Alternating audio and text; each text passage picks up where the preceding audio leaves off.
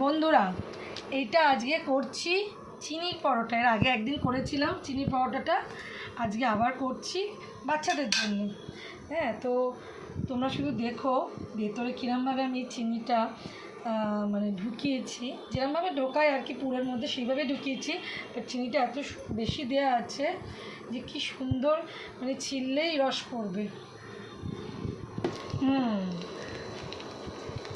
চিনির পরোটা ফুলছে, দেখো শুধু কেমন ফুলছে, আর ভেতরে কেমন চিনি ঢুকেছে, কিরম রস বেরোবে তোমাদের দেখাচ্ছি। দাও একটু একটু ভেজে নিই সুন্দরভাবে, ভেতরে সব জায়গায় রস ঢুকেছে, দারুণ খেতে লাগে, বাচ্চারা ভালোবাসে। এই সুগার বলে কি আর কেউ খাবে না? যাদের বাচ্চারা খাবে কি আছে, ওরা একটু খাক, আমরাও তো ছোটোবেলায় খেয়েছি চিনির পরোটা, এর পরোটা ওর পরোটা। শীতকালে তো এইসবই মজা খাওয়া যায়, আবার পেটটাও একটু গরম হয় বন্ধুরা, তো সেটা ব্যবস্থা মায়েরা করে নেয়। কি বলো? কি সুন্দর ফুলছে দেখ বাবা, এখন খুলবো না, শুধু ওই বেরাবে বল। এই দেখ ফুলছে,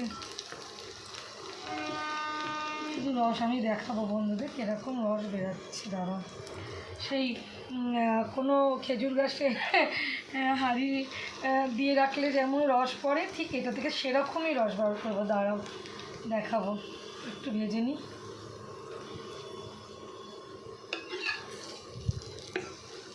একটু মিটে মিটে আছে, একটু ভেজে নিই, ভাজাটা পুরোটা হোক। তারপর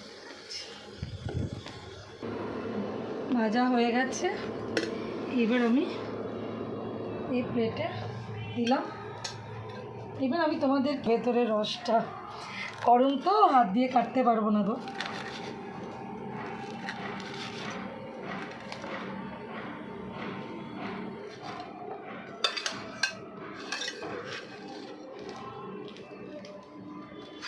ভেতরে চিনির লেয়ারটা দেখছো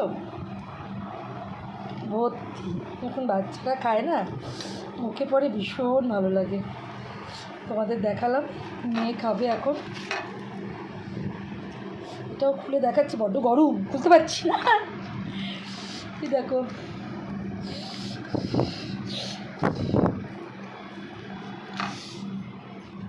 এই দেখো ভেতরটা, ভীষণ ভালো লাগে খেতে বাচ্চাদের। এইভাবে একদিন বানিয়ে দিয়ে বাড়িতে, খুব ভালো খাবে বাচ্চারা। এটা আমার বাচ্চা যে খাচ্ছে, তোমাদের বাচ্চাদের একদিন করে দিও। টাটা।